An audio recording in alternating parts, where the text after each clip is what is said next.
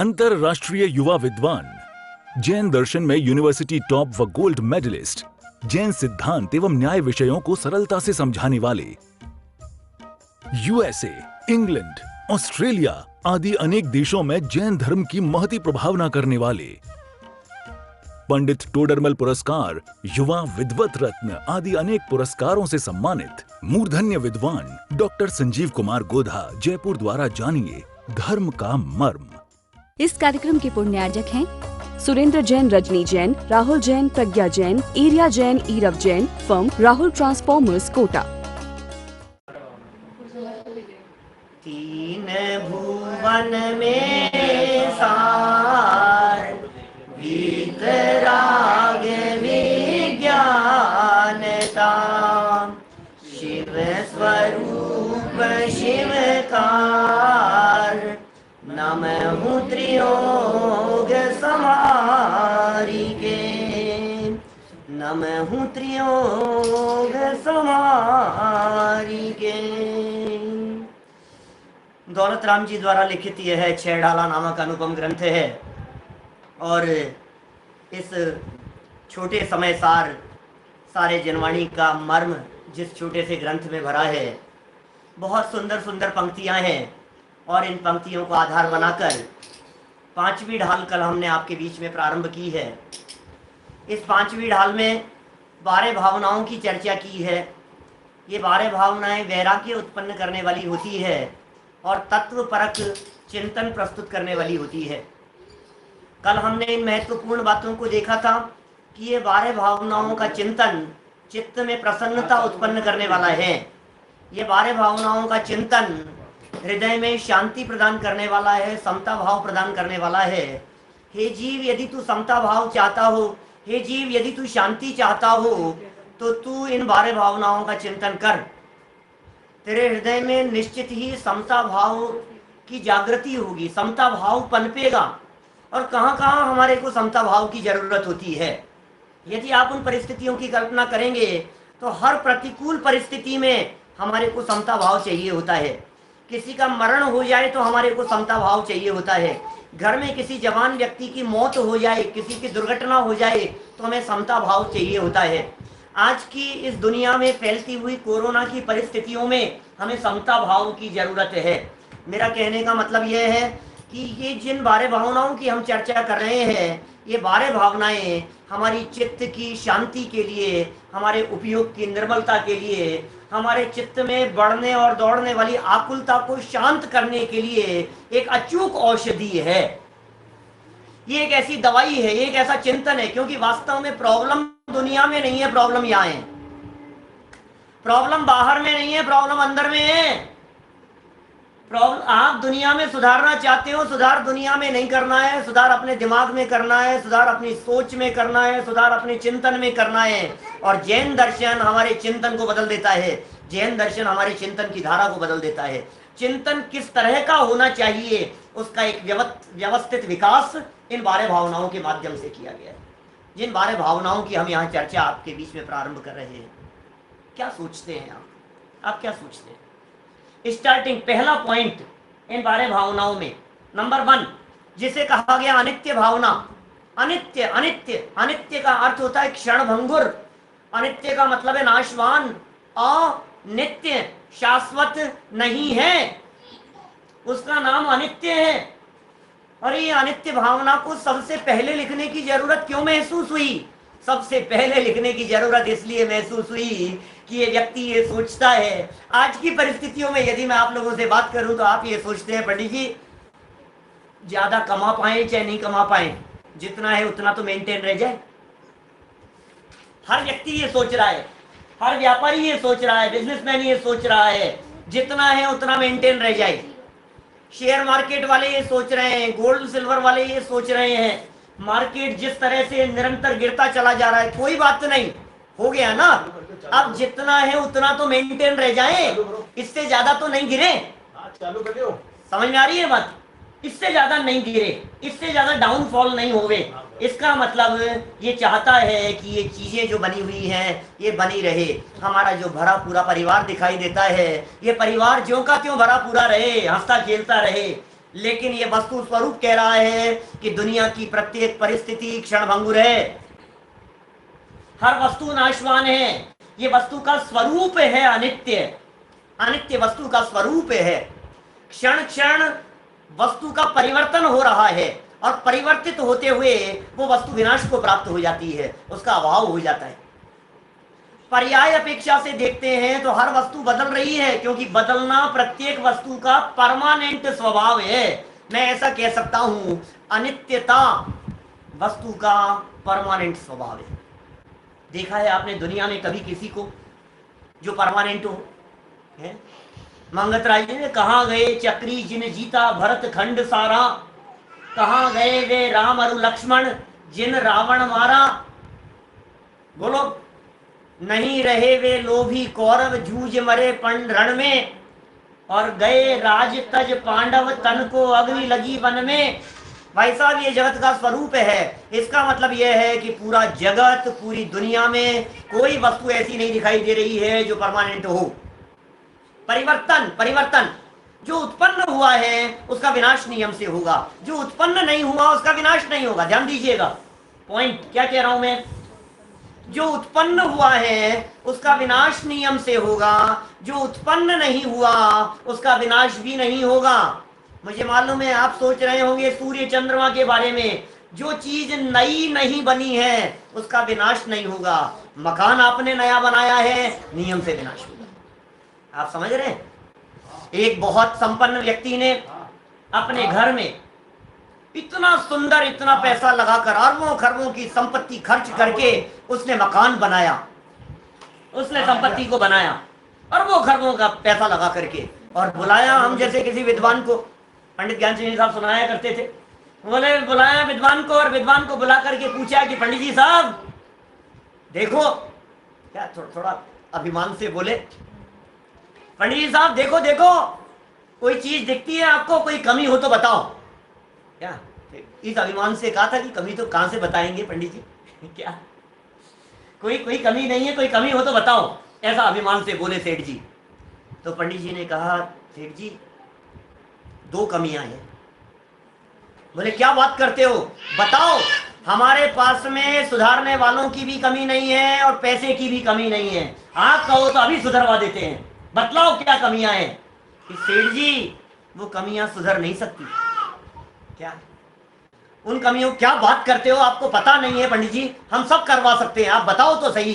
कि सुनो, ये जो मकान बनाया है, महल बनाया है, ये महल परमानेंट नहीं रहेगा। नंबर 1, ये महल परमानेंट नहीं रहेगा, और नंबर 2, इस महल में रहने वाला भी परमानेंट नहीं रहेगा। ओहो, ये तुमने जो सपने देखे हैं, तुमने जो बनाया है, ये शाश्वत नहीं है, ये परमानेंट नहीं है। हम पढ़े यहाँ की पंक्तियां, ये किस किस के बारे में दौलत राम जी इशारा कर रहे हैं हमारे को। ये वस्तु स्वरूप है ये, और इस स्वरूप की स्वीकृति में आनंद है। देखें, 3 नंबर का छंद है, 5वीं ढाल है, आनंददायक चर्चा है, और झूम जाओ इस चर्चा के अंदर, गुनगुनाते रहो आप इन छंदों को। हमने कल भी कही थी, बच्चों को याद कराओ घर में। ये वो फॉर्मूला है जिस फॉर्मूले से बच्चों की स्मरण शक्ति बढ़ती है, बच्चों की याददाश्त बढ़ती है। यह आराधना है, ये ज्ञान की विराधना से ज्ञानावरणी कर्म बनता है, और ज्ञान की आराधना से ज्ञानावरणी कर्म टलता है, और जब ज्ञानावरणी कर्म टलता है तो ज्ञान का विकास होता है। आप समझ रहे हैं बात? मेरा एक प्रवचन है, स्मरण शक्ति कैसे बढ़ाएं, ये प्रवचन है हमारा एक, और 20-25 हजार लोगों ने उसे देखा है, सराहा है उसे, कैसे बढ़ाएं स्मरण शक्ति। चलिए याद कराइए, याद कीजिए, गुनगुनाइए। छंद हम बोलते हैं यहाँ, 3 नंबर का छंद। जो वन ग्रह गोधन नारी, है गए जन आज्ञाकारी, इंद्रिय भोग छिनताई, सुर धनु चपला चपलाई। क्या कहा? यौवन ग्रह, ये यौवन जवानी, हम भी कुछ है बताए तुम्हारे को। ये जो जवानी के जोश में इतराता है, इठलाता है, घमंड करता है, सीना तान के चलता है, कमर टेढ़ी करके चलता है, अभिमान और घमंड में चले जा रहा है कि सुन, इस यौवन को पाकर क्यों इठलाते हो इतना? ये यौवन भी बुढ़ापे का पैगाम लिए बैठा है। इस यौवन में ये बात छिपी हुई है कि यदि जीवन बचा तो बुढ़ापा आएगा, और यह भी संभव है कि जवानी में ही चल बसे। ये यौवन, इस यौवन अवस्था में ये कितनी ताकत है मेरे में, आपको पता है कितनी ताकत है, कितनी पावर है। वो गामा पहलवान जैसे चलती गाड़ी को अपने हाथों से रोक लिया करते थे। कहां गया वो बल, कहां गई वो ताकत? अंत समय में चेहरे पर बैठी हुई मक्खी को उड़ाने की ताकत नहीं थी। भाई साहब क्या बात कर रहे हो आप? यौवन, यौवन माने जवानी। जवानी कहते हैं ना, जवानी का खून है ये, जवानी का जोश है ये, खून उबल रहा है इसका। भाई ठंडा हो जाएगा, थोड़े समय में सब ठंडा हो जाएगा। जब हाथ पांव ढीले पड़ेंगे ना तेरे तेरे सब समझ में आ जाएगी। जब दांत हिलने लगेंगे, हाथ पांव धूजने लगेंगे, तो सब समझ में आ जाएगा। ये बतला रहे हैं यहाँ पर यौवन, ग्रह माने घर। ये जवानी परमानेंट नहीं है, ये घर भी परमानेंट नहीं है। जिस घर में तू बैठा हुआ है, सपने तो ऐसे देखता है परमानेंट रहेंगे। अरे साहब क्या बात कर रहे हो, गई इतने लंबे समय की। अरे तेरे जाने की देर है क्या? बाकी ये चलने वाला नहीं है यहाँ बिल्कुल भी, ये चलेगा नहीं। तू सोच रहा है कोई चीज परमानेंट हुई है क्या? कार्तिकेय स्वामी कार्तिकेय अनुप्रेक्षा में कहते हैं जम किंचि भी उत्पन्नम तस्य विनाशो हवे नियमेन। बहुत सरल प्राकृत है, अर्थ समझ में आया होगा। जम किंचि भी उत्पन्नम तस्य विनाशो हवे। जम किंचि भी उत्पन्नम, जो कुछ भी उत्पन्न होता है, तस् उसका, विनाशो हवे नियमेन, नियम से उसका विनाश होता ही होता है।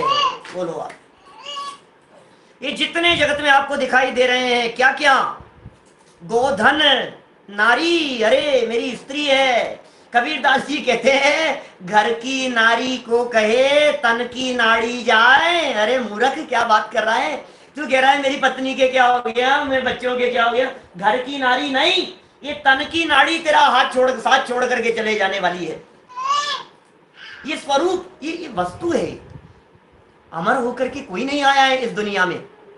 ये जितने रिश्ते नाते दिखाई देते हैं, ये सारे रिश्ते नाते अनंत बार निभाए हैं हमने, अनंत जीवों के साथ में निभाए हैं, अनगिनती जन्मों में, अनगिनती कल्पों में। अरे कितने भव बीत चुके इन संकल्प विकल्पों में, कितने भव बीत गए संकल्प विकल्पों में, संकल्प विकल्पों में। सब झूठे रिश्ते नाते हैं। क्या कहा? सारे रिश्ते नाते।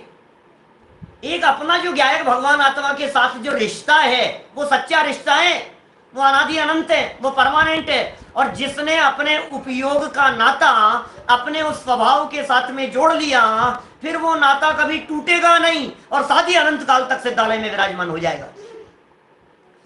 सब झूठे रिश्ते नाते हैं, सब झूठी प्रेम कहानी है, क्षण भंगुर जीवन है चेतन, इस जग की यही कहानी है। सब झूठे रिश्ते नाते हैं। पता है क्या कहा आगे? अर्जुन और भीम सदृश योद्धा। अर्थ करने की जरूरत नहीं है। अर्जुन और भीम सदृश योद्धा इस जगती तल पर आए थे, और अपनी यादों के स्वर्ण महल कितनों ने यहाँ बनाए थे। फिर क्या हुआ? कल जुबा जुबा के किस्से थे, आज एक खंड हर के हिस्से हैं। जग के वैभव का हाल है ये, सब जीते जी के किस्से हैं। सब झूठे रिश्ते नाते हैं। बोलो क्या कहें हम? अर्जुन, भीम, कृष्ण, रुक्मणी और क्या क्या बोलो आप, अवस्थाएं। समय नहीं लगता है इन अवस्थाओं के बदल जाने में। जन्म समय नहीं मंगल जाके, मरण समय नहीं रोवन हारे। बोलो कौन कौन? किसका नाम याद आता है? बोलो बच्चा। श्री कृष्ण जी। ओहो, जन्म कहाँ हुआ उनका? जंगल में। ओहो, जेल में। जन्म जेल में। कोई तालियां बजाने वाला नहीं, कोई थालियां बजाने वाला नहीं और तालियां बजाने वाला नहीं, कोई बधाई देने वाला नहीं, कोई शुभकामनाएं देने वाला नहीं। जन्म कहाँ हुआ? जेल में जन्म हुआ। बधाई ओश पता नहीं लगना चाहिए किसी को, चुपचाप निकल जाओ जेल से। और जीवन कहाँ बीता? 3 खंड के अधिपति, 3 खंड के अधिपति, ऐसे शासक। बोलो आप समझ नहीं सकते, कल्पना नहीं कर सकते 3 खंड के अधिपति का मतलब क्या है, 3 खंड के बादशाह का मतलब क्या है। वो नारायण श्री कृष्ण। और अंत समय में क्या हुआ? एक तीर के लगत कृष्ण की विनश गई काया। ओह, ये क्या हो गया? एक तीर लगा और काया विनश गई। सुनो, तुम्हारे हो क्या गया है? बच्चा मर गया है ना? परमानेंट था क्या? बताओ मेरे को। क्या तुम्हारे बाबूजी मर गए हैं ना? तुम्हारी पत्नी मर गई है ना? तुम्हारे हस्बैंड मर गए हैं ना? जवान मौत हो गई है ना? कोई बात तो नहीं, हो गई ना। जाने वाला तुम्हें ये शिक्षा देता हुआ चले गया है, बेटा तुझे भी एक ना एक दिन जाना है। जगत में परमानेंट कोई नहीं है, ये बतला रहे हैं यहाँ पर। इस दुनिया में परमानेंट कोई नहीं है, हर आने वाले को जाना पड़ता है, किसी को 2 दिन पहले और किसी को 2 दिन बाद में, लेकिन जाना सबको है। तुम्हारे पास में क्या तैयारी है वो देख लेना तुम जरा, तुम्हारे पास में क्या तैयारी है। तुमने कुछ टिफिन पैक किया है क्या जाने के लिए, परभव के लिए? कुछ है तैयारी तुम्हारे पास में? कि साहब थोड़ा सा ऐसे लग रहा है आपकी बात सुनकर के, थोड़ा सा जैसे सब चले जाएगा, हम तो ऐसा लग रहा है भगवान कोरोना नहीं आ जाए। आज खबर किसी ने बतलाई, वहां के परिवार पूरा का पूरा चला गया। बोलो जैन परिवार। हमारे ऊपर नहीं आ सकती है ये स्थिति। जगत की इन भयावह परिस्थितियों को देख करके हे जीव तुझे घबराहट नहीं होती है? तेरा चित्त विचलित नहीं होता है? तेरे चित्त में वैराग्य भावना जागृत नहीं होती है? जगत की इन क्षण भंगुरताओं को देख करके कहीं ट्रेन एक्सीडेंट होता हुआ दिखाई दे रहा है, कहीं बस खाई में गिरती हुई नजर आ रही है, कहीं बाढ़ और भूकंप आते हुए नजर आ रहे हैं। ये परिस्थितियां कैसी दिख रही है? और आज तो पूरे विश्व पर एक साथ ये कोरोना का महासंकट दिखाई दे रहा है, उसके बावजूद तेरे माथे पर से जूं नहीं रेंगती है। अभी भी तुझे ये दिखाई देता है कि बिजनेस कैसे बढ़ेगा। तुझे ये विकल्प नहीं आता है कि मेरी अंतरोन्मुखी वृत्ति कैसे बढ़ेगी, मेरा आत्म कल्याण कैसे होगा, मेरे जीवन का उद्धार कैसे होगा, मेरा यदि मरण आ गया है तो मैं भाव को कैसे सुधारूंगा, मेरे जीवन में मोक्ष मार्ग कैसे प्रकट होगा, सच्चे सुख का कैसे संचार होगा। तुझे ये विकल्प नहीं आते हैं। तुझे ये विकल्प आता है कि संपत्ति को कैसे बचाया जाए, तुझे ये विकल्प आता है कि 2-5 करोड़ कैसे बचाया जाए, तुझे ये विकल्प आता है कि सारी इकोनॉमी खत्म हो जाएगी, क्या होगा। तुझे इकोनॉमी की परवाह हो रही है, हिंदुस्तान की इकोनॉमी की परवाह हो रही है, तुझे वर्ल्ड इकोनॉमी की चिंता है, तुझे अपनी अंतर की चिंता नहीं है कि क्या होगा, ये क्या हो गया है तुझे। तेरे इस मूर्खतापूर्ण दृश्यों को देखकर हमें तो ऐसे लगता है भाई तू महामूर्ख चल है। क्या कहें, कोई शब्द नहीं है हमारे पास में तुम्हारे को कहने के लिए। हम क्या शब्द कहें, हम शब्दों में क्या कहें तुम्हारे को, और क्या कह करके पुकारे बतलाओ। कोई शब्द नहीं है हमारे पास में। ये कह रहे हैं यहाँ अनित्य भावना का चिंतन करो और शांति का अनुभव करो। जाना है तो चले जाएंगे और नहीं जाना है तो नहीं जाएंगे। क्या चिंता की बात करते हो, बोलो। कल मेरी पापा से बात हुई, पिताजी जयपुर में है, मैं यहाँ हूँ। रात को बात हुई, खूब स्वाध्याय करते हैं वो। और एक ही बात, बेटा जाना है तो चले जाएंगे, कल जाना है आज जाएंगे, एक न एक दिन तो जाना ही है। क्या विचार करते हो, क्या विकल्प करते हो इसमें? आज अच्छा कोरोना हो भी जाएगा मान लो और हम चले भी गए तो क्या होगा, जाना ही है ना। 5 साल बाद जाएंगे, 5 साल पहले चले गए और कितना जिएंगे, परमानेंट तो कोई नहीं है ना। क्या, और हम क्रमबद्ध जानते हैं, हम कर्म का उदय जानते हैं। समयों एक बड़े नहीं घटसी, जो सुख दुख की पीड़ा रे। एक समय मात्र की आयु को बढ़ाने वाला कोई नहीं है, एक समय की आयु को घटाने वाला कोई नहीं है। फिर किस बात का विकल्प करते हो? 15 मिनट चर्चा की सिर्फ इस मुद्दे के ऊपर। बेटा बिल्कुल विकल्प मत कर, अपने आराधना करो, अपने स्वाध्याय करो, बस यही उपदेश, इसके अलावा और कोई चर्चा नहीं। शांति मिलती है और क्या है। ये वस्तु स्वरूप के विचार मात्र में शांति है।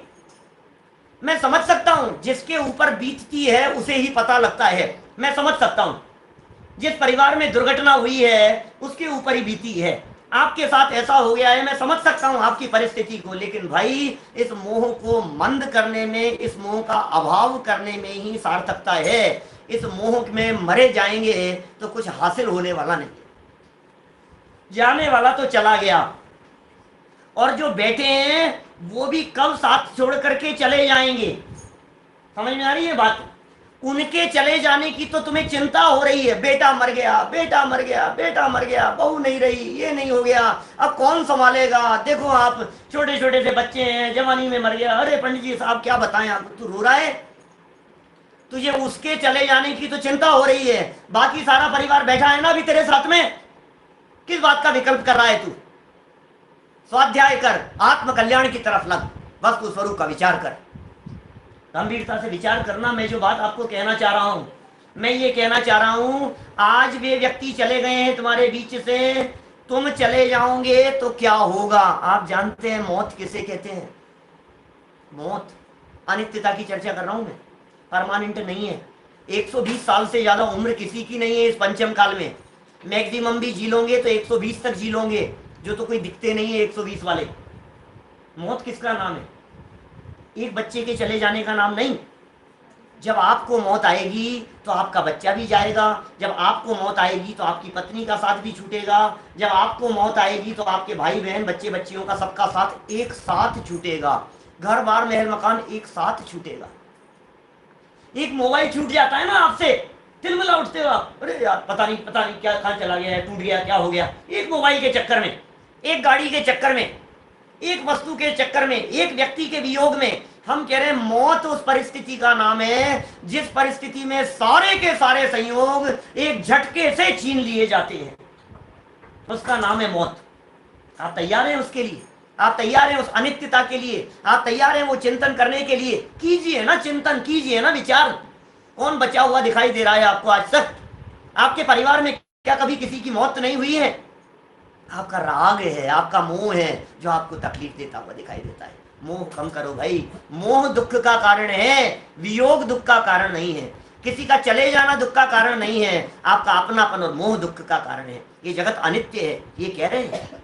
हाय गए जन आज्ञाकारी, सुनो तो सही दौलत राम जी क्या कह रहे हैं। ये तीसरे नंबर के चंद में क्या बात कह दी है दौलत राम जी ने, गुनगुनाओ जरा, बोलो इन पंक्तियों को, बोलो बेटा वापस। जो वन ग्रह गोधन नारी,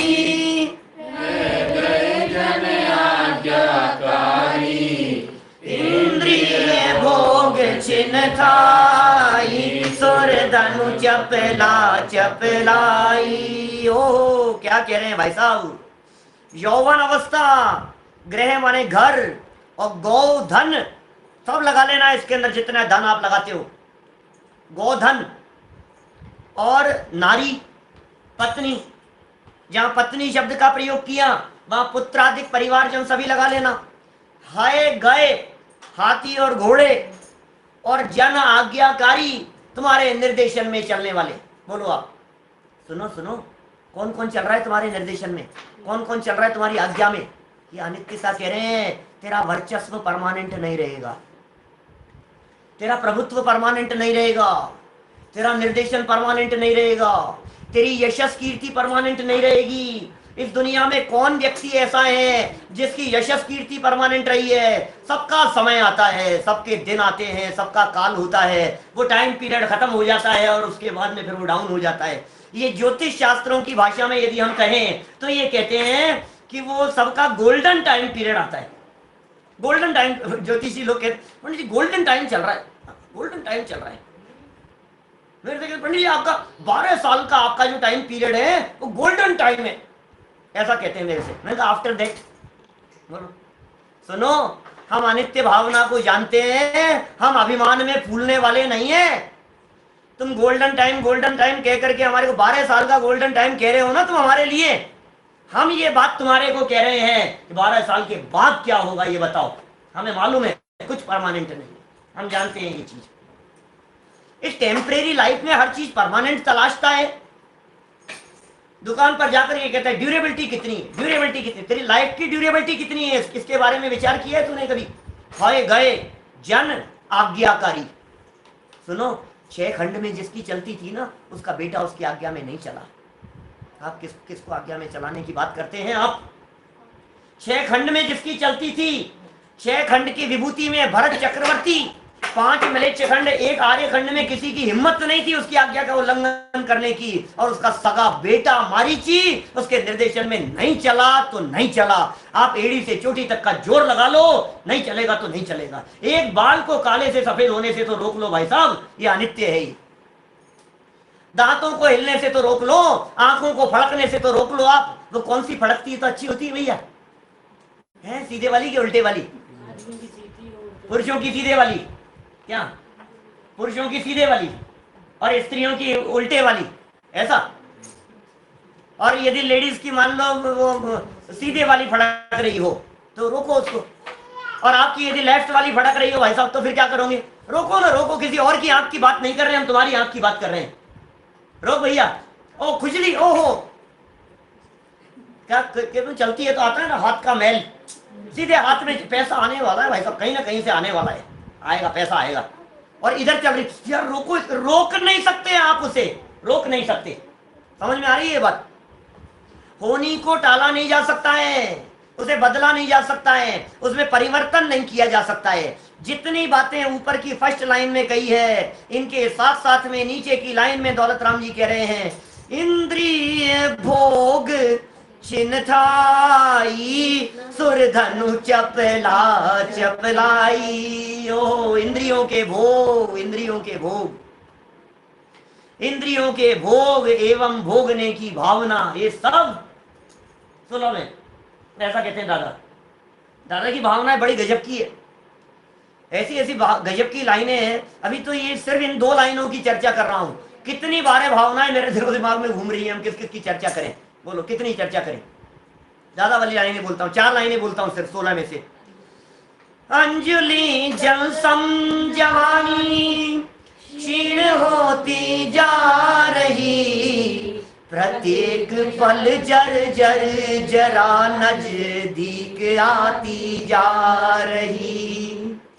काल की काली घटा प्रत्येक पल मंडरा रही, किंतु पल पल विषय तृष्णा तरुण होती जा रही, तरुण होती जा रही। घबराहट नहीं लगती है? डर नहीं लगता है तेरे को? डर नहीं लग रहा है ऐसा? जवानी का क्या हो रहा है, इस जीवन का क्या हो रहा है, इस लाइफ के बारे में सोचा है तूने? अंजुलि जल सम, अंजुलि में जल भरा हुआ हो, कितनी देर टिकेगा? एक बूंद, एक बूंद, एक बूंद, ये 5 बूंद बूंद करके जिस तरह से पानी इस अंजुलि का खत्म हो जाता है, उसी तरह से बूंद बूंद करके तेरी ये जवानी क्षीण होती जा रही है। अंजुलि जल सम जवानी क्षीण होती जा रही, प्रत्येक पल जर जर जरा नजदीक आती जा। जर्जरित है वो जरा, वो जरा माने बुढ़ापा, वो जर्जरित है, काम नहीं करते हैं हाथ पांव, घुटने काम नहीं करते हैं। और दादा तो ये कहते हैं जगह जगह वो थिगड़े सिल दिए जाते हैं। वो क्या ऑपरेशन हो गया, हार्ट का वॉल्व बदल दिया, इसका ये बदल दिया, कान बदल दिया, आंखें बदल गई, मुंह में दांत बिल्कुल सब बदल गए, ये सब बदलते रहते हैं सभी, सिलाई सिलाई सिल सिल करके ये हालत हो रही है तेरी। बोलो, जैसे कपड़े हो ना और कहीं से फट जाए तो फिर उसको पाती लगा करके सिल देवे, फिर उसके ऊपर पाती लगा करके सिल देवे, इधर से सिल देवे, इधर से सिल देवे। तेरी बॉडी का यही तो हाल है, जगह जगह टांके लग रहे हैं। कभी कभी दुर्घटना हो गई थी, कभी हड्डी टूट गई थी, कभी रोड लग गई थी, कभी ये हो गया था, कभी अंदर कुछ हो गया था, है कभी ये हो गया, दुनिया भर के कुछ ना कुछ, ये नस बदल गई, वहां वॉल्व लगा दिया, वहां स्टंट लगा दिया, यहाँ ये कर दिया, कहीं बाईपास हो गई, दुनिया भर के किडनी बदल गई, कुछ ना कुछ चल रहा है तेरे। ये बुढ़ापे का शरीर है, जर जर जरा, और नजदीक आ रही है ऐसी दशा। और उसमें भी क्या कह रहे हैं? काल की काली घटा प्रत्येक पल मंडरा रही। काल, मृत्यु सवार होकर के तेरे माथे पर मंडरा रही है। आज की इस भागदौड़ भरी जिंदगी में घर से बाहर निकले और सुरक्षित लौट करके आ जावे तो बहुत गनीमत समझिए आप।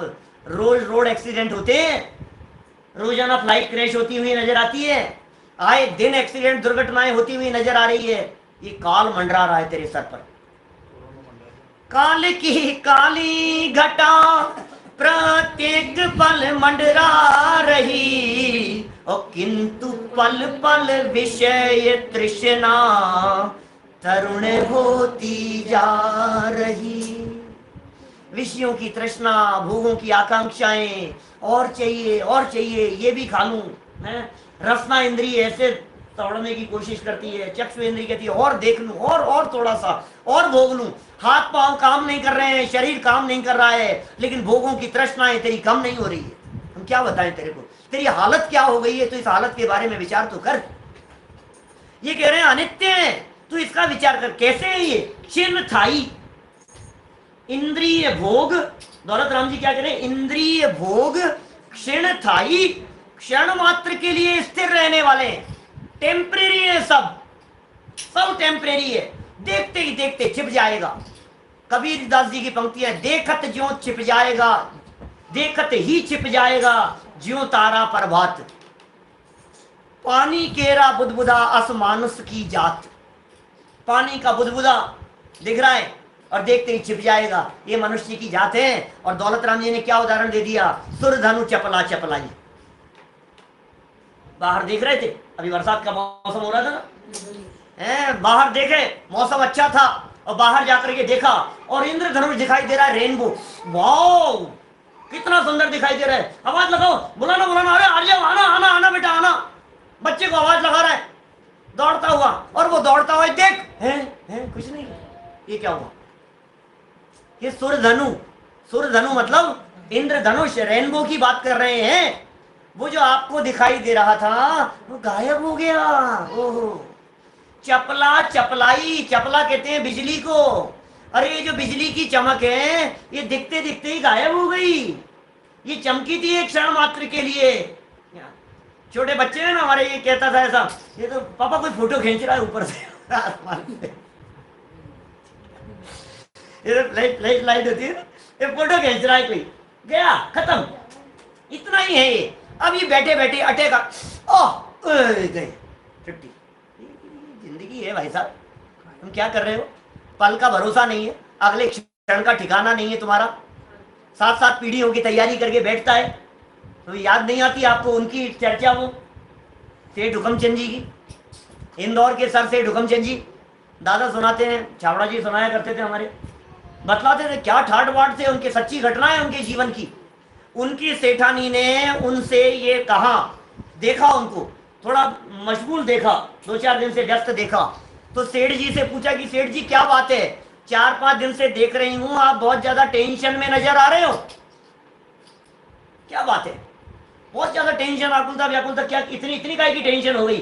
तो सेठानी जी ने पूछा, तो सेठ जी ने जवाब दिया, अरे तेरे को मैं बतलाना भूल गया, मैं 8वीं मील डालने की कोशिश कर रहा हूं, तैयारी चल रही है, 8वीं फैक्ट्री डल रही है, 7 तो बहुत कुशलता से चल रही है, 8वीं चल रही है। पता है क्या हुआ? सेठानी जी के ने कहा सेठ जी से कि सेठ जी आपको मालूम है नरक साथी होते हैं। क्या बात है? क्या कहा? नरक साथी होते हैं। भाई साहब आप कल्पना नहीं करेंगे, ये शब्द सेठ जी के कानों में इस तरह से गूंजे कि उन्होंने वो जो सारी प्लानिंग हो चुकी थी, सारी प्लानिंग को रोक दिया। बेवकूफ हूं मैं, क्या कर रहा हूं मैं? नरक साथी होते हैं। उमा स्वामी आचार्य कह रहे हैं, बहु आरंभ परिग्रहत्वम नारकस्य आयुष्य, मैं किसके लिए कर रहा हूं? मैं क्या प्राप्त संपत्ति को भोग सकता हूं? बोलो, जितनी संपत्ति मेरे पास में, क्या मैं उसे भोग सकता हूं? है इतनी ताकत भोगने की? फिर किसके पीछे पागल हुए जा रहा हूं मैं, किसके पीछे दौड़े जा रहा हूं मैं? ये कह रहे हैं इंद्रिय भोग क्षीण थाई, सारे के सारे भोग क्षण मात्र के लिए स्थिर रहने वाले हैं। सुरधनु चपला चपलाई, सुरधनु इंद्रधनुष और बिजली की चमक, ये सब क्षण भंगुर दिखाई देते हैं। जब जीवन ही क्षण भंगुर है तो बाकी सब टिक करके भी क्या होगा भाई साहब, बतलाओ। दादा ने तो एक अमरता की कल्पना की है, अमर हो जाएंगे, अमर हो जाएंगे। मरना कोई नहीं चाहता, मरना कोई नहीं चाहता। मूर्खों जैसी कल्पना कर रहा है, मरना नहीं चाहता, मरना नहीं चाहता। तो जिंदा रहना चाहता है इस शरीर के साथ में, इस सड़े गले शरीर के साथ में। क्या करेगा जिंदा रह करके, ये तो बता। जो चले गए उनका रोना बंद करो, बीती ताही विसार दे। और सच कहूं आपको, जाने वाला व्यक्ति यदि अच्छे परिणामों से मरे हैं तो मर करके स्वर्ग में चले गए। क्या वहां तो जाकर के उनका जन्म हो गया, उनको तो देवांगनाएं मिल गई, मिनिमम 32 देवांगनाएं मिल गई। तुम जिनके वियोग में रो रहे हो वो 32 देवांगनाओं के साथ में भोग विलासिता में लगे हुए हैं।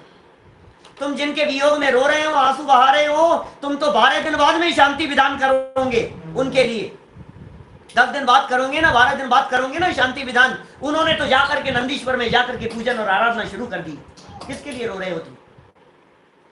मैंने कल परसों शायद सुबह के प्रवचन में मोक्ष मार्ग प्रकाशक के बीच में एक बात कही थी, तुम किसके लिए रो रहे हो? तुम बताओ तो सही, किसके लिए रो रहे हो? ध्यान आता है? जिसके लिए रो रहे हो उसकी डेड बॉडी यहां पड़ी हुई है, चिपकाए रखो इसको अपने सीने से। नहीं नहीं नहीं, इनके लिए तो चले गए, ये थोड़ी ना अब। अच्छा, जो चले गए आत्मा के लिए रो रहा है, जो आत्मा चले गई है आत्मा के लिए रो रहा है कि शरीर के लिए रो रहा है? तू विचार तो कर। यदि तू शरीर के लिए रो रहा है तो शरीर यहां पड़ा हुआ है। तू यदि आत्मा के लिए रो रहा है तो झूठ मत बोलना। क्या वो आत्मा भटकती हुई कल तेरे रात को आएगी, आधी रात को 1:30-2 बजे? डरना मत, समझ में नहीं आ रही है तेरे को? भूत प्रेत भगाने वालों के बाद में भागता फिरेगा, फिर कहेगा वो आत्मा आती है साहब उनकी, चिंता मत करो, मैं मंत्र फूंक फाक करके उसको भगा दूंगा उस आत्मा को। क्या करेगा? तो किसके प्रति तेरा अपनापन है? और जिनके प्रति तेरा अपनापन है, स्वर्ग में जाने के बाद में, देवगति में जाने के बाद में एक क्षण मात्र के लिए तुम्हारे को याद नहीं करेंगे, लौट करके आएंगे नहीं, तुम मरे जा रहे हो। जिस देह के प्रति अपनापन है, ये देह तुम्हारे को रंच मात्र भी चाहती नहीं है, इस देह का तुम्हारे प्रति रंच मात्र भी अपनापन नहीं है। इस कार्यक्रम के पुण्यार्जक हैं सुरेंद्र जैन, रजनी जैन, राहुल जैन, प्रज्ञा जैन, एरिया जैन, ईरव जैन, फर्म राहुल ट्रांसफॉर्मर्स, कोटा।